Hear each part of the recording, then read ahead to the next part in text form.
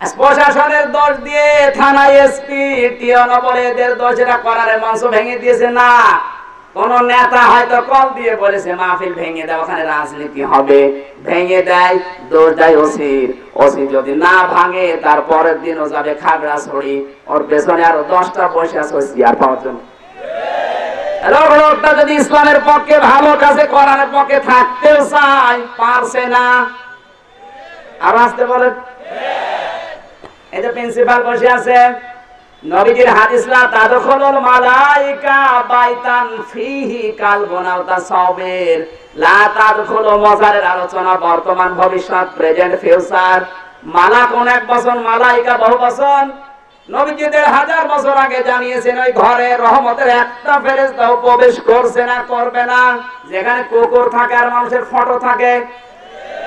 আজ পৃথিবীতে এমনও জায়গা আছে যেখানে এটা রাখতে বাধ্য করা হচ্ছে।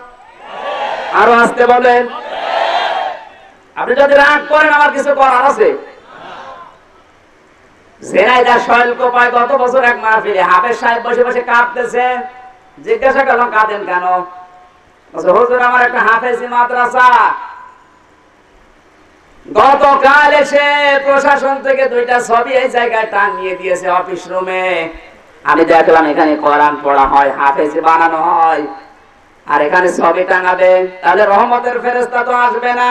আর রহমতের ফেরেশতা যদি না আসে অবশ্যই গজবের ফেরেশতা আসবে, বলেন। আর গজবের ফেরেশতা যদি আসে, আর আল্লাহ না করুক আমার যদি এখানে মরণ হয়, আমি তো বেঈমান হয়ে মরে যাব। আমি এই জন্য এই ভয়ে ছবি দুটো খুলে ফেলেছিলাম। আজকে সকালবেলা আমাকে ঠেট দিয়েছে, ছবি যদি না ওঠে তো চাকরি শেষ। আমি কাঁদি এই কারণে, আমি এখন বাধ্য এই অপরাধটা করতে, আমি মনে হয় বেঈমান হয়ে মরে যাব।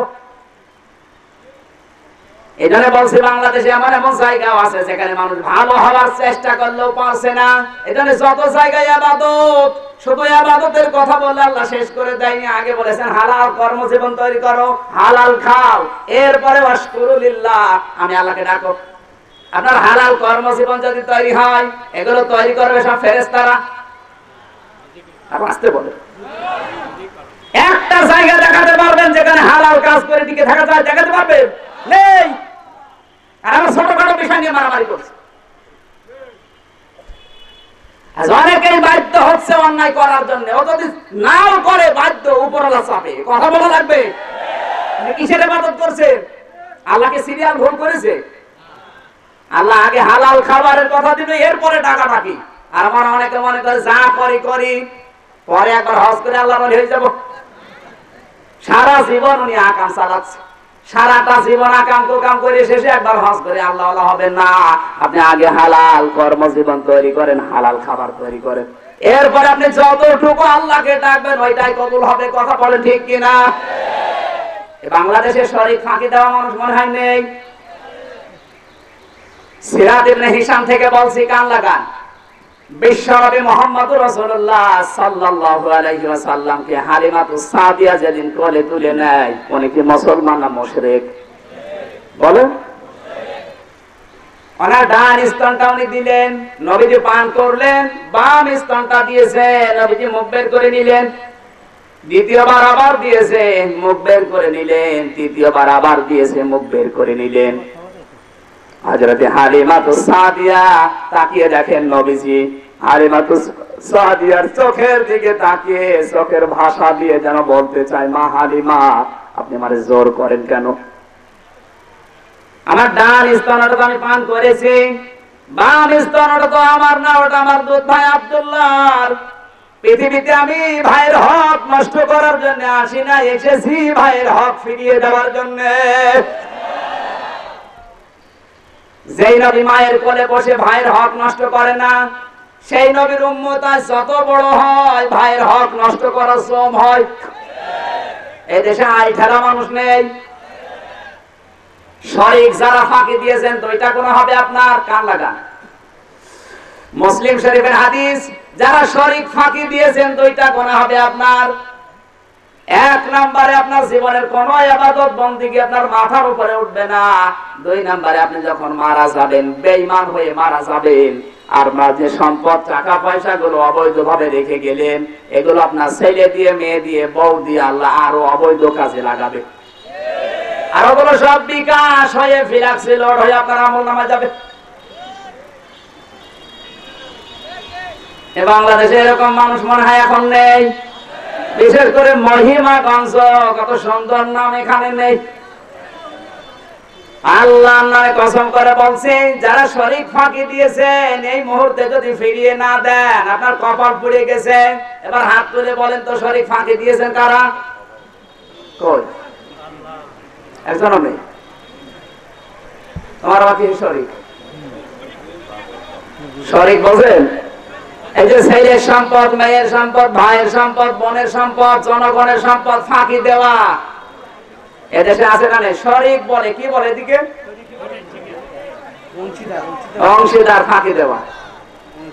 এ চাচা কি ফাঁকি দিয়েছে? ওইটা চলে যাচ্ছে মানে আমি হাসির ফাঁকি দেওয়ার জন্য বলি নাই। আপনি আল্লাহর নাম বিশ্বাস করেন, কিন্তু আল্লাহর নামগুলোর কার্যকারিতা আছে, সিফাতিহি তার সিফত আছে মানেন না। এরকম একটা একটা করে 99টা নাম আছে, সবগুলো তো বলা সম্ভব না। প্রত্যেকটা নামের কার্যকারিতা আছে না নেই? আমার আল্লাহর নাম খালেক, তিনি সৃষ্টিকারী। সুতরাং আপনার সন্তান যদি না হয় কোনো পীরের কাছে যেতে পারবেন না। বলেন আল্লাহর নাম মাহবুব, তিনি ইবাদত পাওয়ার যোগ্য। আল্লাহ বাদে কারো ইবাদত করতে পারবেন না। কথা বলেন ঠিক কিনা? আপনি আল্লাহর নাম বিশ্বাস করেন যে আল্লাহর নাম আছে, কিন্তু তার যে গুণাগুণগুলো আছে এগুলো মানেন না, তাহলে আপনার ঈমান আবু জাহেলের ঈমান সমান। বলেন এই হিসাবে বাংলাদেশের 15 কোটিতে আরো 8 কোটি বাদ চলে যাবে। বাকি আছে আর কয় কোটি? 7 কোটি। এবার 3 নম্বরে আপনি শুধু বলবেন আমি ঈমান এনেছি, না হবে না। আপনি যখন বলবেন আমানতু বিল্লাহ, কথার সাথে 4টা কথা জড়িত। 3 নম্বরে আপনি যদি বলেন আমি ঈমান এনেছি আল্লাহর প্রতি, তাহলে আল্লাহর আইন বিশ্বাস করা লাগবে এবং মানা লাগবে। আজ বাংলাদেশে আপনি তাকান, মুসলমানদের ভেতরে আল্লাহর আইন আছে, বিশ্বাস করে কিন্তু মানে না, এরকম মানুষ নেই? আছে মানে আমরাই। কোরআনে কারীম জানিয়েছে ইয়াকুলুনা হাল্লানা মিনাল আমরি মিন শাইইন কুল ইন্নাল আমরা কুল্লাহু লিল্লাহ। সূরা আলে ইমরান 4 নম্বর পারা 9 নম্বর পৃষ্ঠা 3 নম্বর লাইনের 154 নম্বর আয়াতের মাঝের অংশে আছে আল্লাহ তাআলা জানিয়েছেন, হে নবী, মানুষ যদি জিজ্ঞাসা করে আইন তৈরি করার কোন ক্ষমতা আছে আমাদের, আপনি বলেন আইন তৈরি করতে পারে শুধুমাত্র কে? আল্লাহ। আরো জোরে। আজ পৃথিবীতে যারা নিজেদেরকে প্রতিষ্ঠিত করার জন্য আল্লাহর আইন বাদ দিয়ে নিজেরা আইন তৈরি করে, পরিবার সমাজ রাষ্ট্র চালায়, ওরা আল্লাহর চাইতে বেশি বোঝে। ওরা কিন্তু জানে যে আল্লাহকে বিশ্বাস করে, আল্লাহর আইনও আছে। আল্লাহর আইন আছে কোন জায়গায়? কোরআনে। জোরে বলেন কোথায়? বিশ্বাস করে কোরআনের ভেতর আল্লাহর আইন আছে। এখন আল্লাহর আইন আছে কয়টা? একটাও নেই। ওরা কোরআন শরীফের ভেতর আমার আল্লাহ আইন দিয়েছেন 500। কয়টা? একটা একটা করে যে 500 আইনের বিবরণ দেওয়া যায়, সময় তো আরো 1 ঘন্টা লাগবে। আমি থিওরি গুলো বলে শেষ করছি। আপনি আল্লাহকে বিশ্বাস করেন, আল্লাহর অস্তিত্ব, অসুবিধা নেই। আল্লাহর নাম বিশ্বাস করেন, মেনে নিয়েছেন, অসুবিধা নেই। কিন্তু আল্লাহর আইন বিশ্বাস করেন, মানেন না, আপনার ঈমান আজও।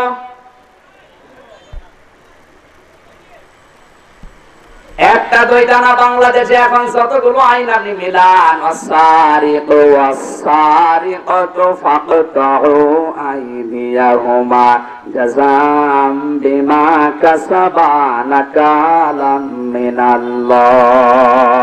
সূরা মায়েদার 38 নম্বর আয়াতের প্রথম অংশে আছে আল্লাহ বলেন, চোর যদি চুরি করে, পুরুষ হোক আর নারী হোক, সাক্ষ্য প্রমাণ পেলে তার হাত কেটে দাও। এ বিধান কার? চুরি করলে হাত কাটা লাগবে, বিধানটা এরকম না। কেউ যদি অভাবে চুরি করে, তার অভাব দূর করে স্বভাব ভালো বানিয়ে দাও। কিন্তু কেউ যদি স্বভাবে চুরি করে, আরো আসতে বলেন, আজ বাংলাদেশের দিকে তাকান, অভাবের চাইতে স্বভাবে চুরি করে বেশি। যারা ব্রিজ চুরি করে, যারা সুন্দরবন চুরি করে, যারা পুকুর চুরি করে, যারা রাস্তা চুরি করে, রাখে অভাবে না স্বভাবে? ওদের টাকা নেই তা না, কত টাকা আছে আপনি হিসাবও করতে পারবেন না। ওদের ফ্রিজের ভেতরে টাকা, ওদের ব্যাংকে তো টাকা আসছে না, সুইস ব্যাংকে রেখে আসছে। টাকার অভাব নেই, কিন্তু ওরা চুরি করে ছোটখাটো মুরগি না, মূলা না, বেগুন না, চুরি করে পুকুর। কথা বলেন। আর ওরাই চাই না যে আয়াতটা যদি সংসদে যায় তাহলে আমার হাত আগে কাটা পড়বে, কারণ আমি রাস্তা চোর। আমার দাদা যে ২১ বছর চেয়ারম্যানই করছে, আমি নিজে দেখেছি, নিজে বুঝেছি।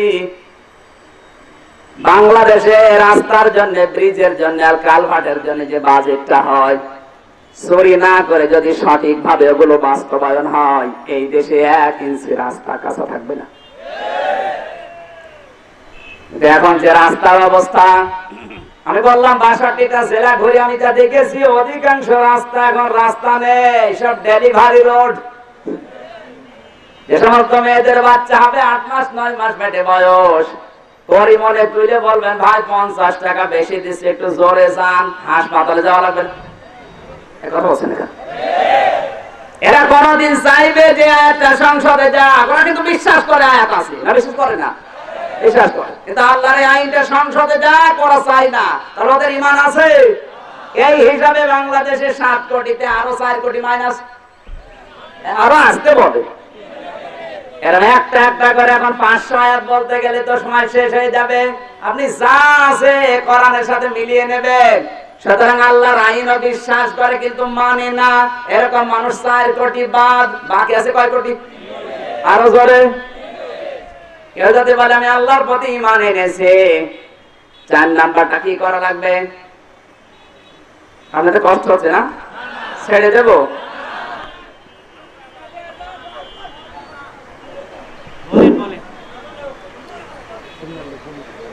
আপনি যদি বলেন আমি আল্লাহর প্রতি ঈমান এনেছি, ৪ নাম্বারে আল্লাহর ক্ষমতা বিশ্বাস করা লাগবে এবং মানা লাগবে। কথা বলেন ঠিক কিনা? এবার আপনি বাংলাদেশে এসে তাকান, আল্লাহর ক্ষমতা আছে, অনেক মানুষ বিশ্বাস করে না, করে না? আরো জোরে বলেন। এই ৪ নাম্বারটা ব্যাখ্যা করা দরকার নেই, পর্যন্ত থাক। ওঠাউঠি করছে কারা? এরা হুজুর আপনি বলেন তো, মানে ওঠাউঠি করবার বলবো মানে? এই ৪ নাম্বারটা শুনবেন যারা, তারা হাত তোলেন। এই হাত তোলা মানুষদের একটাও চলে যায়, ওর খবর আছে। তোলেন হাত, আরো চলে তোলেন, তোলেন। দেখেন তো হাত তোলেন কে, দেখেন তো। এই যে কাগজ দিয়েছে, এইটার জন্য হাত তোলালাম। ৩ মিনিট সময় দিচ্ছি, যার কাছে যা আছে মাহফিলের জন্য দিয়ে যাবেন, এরপরে ৪ নাম্বার ব্যাখ্যা বলবো। এই জানতো, আর আমার গাড়িতে আমার লিখিত নামাজের উপরে বই পাওয়া যাচ্ছে, এমন তথ্যগুলো দিয়েছি ১১২ পৃষ্ঠা নামাজ সম্পর্কে। আর কারো কাছে আপনার প্রশ্ন করা লাগবে না, ওর ভেতরে সবগুলো নিয়ম দেওয়া আছে। যাদের লাগে গাড়ি থেকে ড্রাইভারের কাছে নিয়ে যাবেন, মেয়েদের জন্য কাজে লাগবে বিশেষ করে। সব উচ্চারণ দেওয়া আছে, বাংলায়, আরবি, ইংরেজি সব দেওয়া আছে, যে যে ভাষায় পারেন পড়ে নেবেন।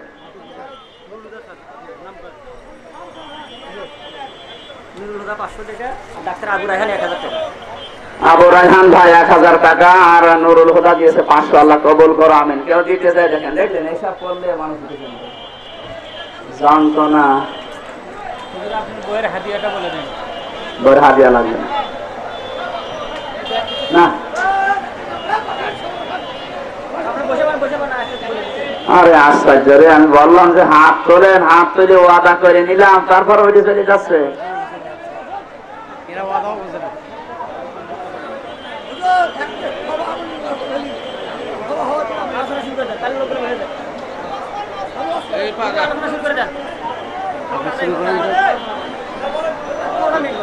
আরে ভাই, দ্বিতীয় বক্তা দিয়ে এসব তো করেই নিলেন, আবার এই আলোচনাটা নষ্ট করে দিলেন কেন? এগুলো ঠিক না। আদায় আদায় করে যদি ঝামেলা করেন তাহলে মাহফিল দেওয়ার দরকার নেই। মানুষ তো শুধু ওইটা করার জন্য আসে না, কোরআন শরীফ শুনতে আসে, বসতে আসে। সাবো মিয়া ১০০০ টাকা, তাহলে এইভাবে ১০০০ করে দিয়ে যান, আর আমরা দোয়া করতে থাকি। ভাই বলেন, ভাই বসেন, আর হবে না, আদায় মাদায় দরকার নেই, বসেন বসেন বসেন বসেন। এই দেখেন, দেখেন আদায় কথা বলিনি, আবার বসে বসে বসেন। গায়ে মাথার মানুষ তো খুব চালাক। বসে সুবহানাল্লাহ আলহামদুলিল্লাহ লা ইলাহা ইল্লাল্লাহ। সেলিম থাকেন যাও এটা কথা বল না খালি যাও 10 টাকা দিয়ে এসে বললাম সেলিম। সুবহানাল্লাহ আলহামদুলিল্লাহ লা ইলাহা ইল্লাল্লাহ লা ইলাহা ইল্লাল্লাহ মুহাম্মাদুর রাসূলুল্লাহ। আল্লাহ পাক বলেন, কেউ যদি বলে আমি ঈমান এনেছি আল্লাহর প্রতি, অবশ্যই তাকে আল্লাহর ক্ষমতা বিশ্বাস করা লাগবে এবং মানা লাগবে। আমার আল্লাহর ক্ষমতা আছে না নেই? আল্লাহর ক্ষমতা আছে, আপনাকে দেখাও লাগবে না। শুধু প্রিন্সিপালের দিকে তাকান, ওনাকে আল্লাহ চশমা দিয়েছে। গরুর 70 বছর বয়স হয়ে যায়, গরুর চশমা লাগে বলেন? কিন্তু উনি যত মুরব্বী হবে তত পাওয়ার আলা চশমা লাগবে। চশমা খুলে নিয়ে যদি বলেন স্যার কয় আঙ্গুল, বলবে 6 আঙ্গুল। এত দুর্বল আল্লাহ করে দিচ্ছে। খলিকাল ইনসানু দাঈফা, মানুষকে আমি আল্লাহ একেবারে দুর্বল করে বানিয়েছি। আন্নাল কুওয়াতা লিল্লাহি জামিআ, সব ক্ষমতার উৎসকে। আজ বাংলাদেশে যারা বলবে ক্ষমতার উৎস জনগণ, এই আয়াত অনুযায়ী মুশরিক। বলেন ক্ষমতার উৎস জনগণ, এই থিওরিতে বিশ্বাস করে অনেক মুসলমান দেশে নেই। আরো জোরে বলেন। তাহলে বাকি 3 কোটি মাইনাস 16 কোটিতে 16 কোটি শেষ। এদেশে ইমানদার কই? আল্লাহর ওয়াদা মিথ্যা না। ওয়াদাল্লাহুল্লাযীনা আমানু মিনকুম, তোমরা ঈমান আনো, আল্লাহর ওয়াদা তোমাদের লা ইস্তাখলিফান্নাহুম ফিল আরদ, জমিনের শাসন ক্ষমতা আল্লাহ দিয়ে দেবে। এইজন্য আল্লাহ ঈমানদারকে ডাক দিয়ে বললেন ঈমান আনো। আর যদি এই 4টা কন্ডিশন মেনে বাংলাদেশে ঈমান আনে, তামাম দুনিয়া এখন 51টা রাষ্ট্র মুসলমান। এইভাবে যদি ঈমান আমরা আনতে পারতাম, মায়ানমারের অত্যাচার বন্ধ হয়ে যেত। কথা বলেন? এসব ঈমানের খবর নেই। উনি আবু জেহেলের মতো আল্লাহর প্রতি অস্তিত্ব বিশ্বাস করে ঈমানের বসে আছে। আমরা এই 4টি শর্ত মেনে ঈমান আনতে রাজি আছি না নেই? আরো জোরে বলেন। এতক্ষণ তো বললাম আমানু আমিনু বিল্লাহ, ঈমানদারেরা ঈমান আনো। তাহলে আমি আল্লাহর প্রতি ঈমান এনেছি, এই কথার সাথে কয়টা কথা জড়িত? 1 নাম্বার আল্লাহর অস্তিত্ব বিশ্বাস করা, মেনে নেওয়া। 2 নাম্বার আল্লাহর নাম সমূহ বিশ্বাস করা, তার সিফত সহ মেনে নেওয়া। 3 নাম্বার আল্লাহর আইন বিশ্বাস করা, মেনে নেওয়া। 4 নাম্বার আল্লাহর ক্ষমতা বিশ্বাস করা, মেনে নেওয়া। আপনি এবার বিবেক দিয়ে বলেন, বাংলাদেশে এই 4টি শর্ত মেনে ঈমানদার আছে?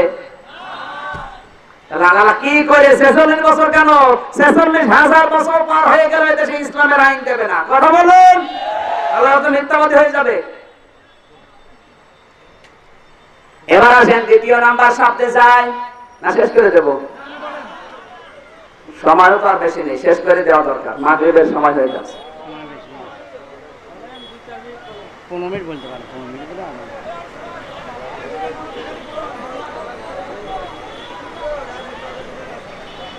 কেউ যদি বলে আমি আল্লাহর প্রতি ঈমান এনেছি, 2য় নম্বরে তার দায়িত্ব হচ্ছে ওয়া রাসূলিহি, রাসূলের প্রতি ঈমান। রাসূলের প্রতি ঈমান আনতে কন্ডিশন হচ্ছে 4টা। কয়টা? আরো জোরে। এই তথ্যটা পুরো কোরআন শরীফে 4 জায়গায় আছে। আমি থিওরি বলছি, আপনি লিখে একটু মিলাবেন। আসলে আমাদের হচ্ছে না তো।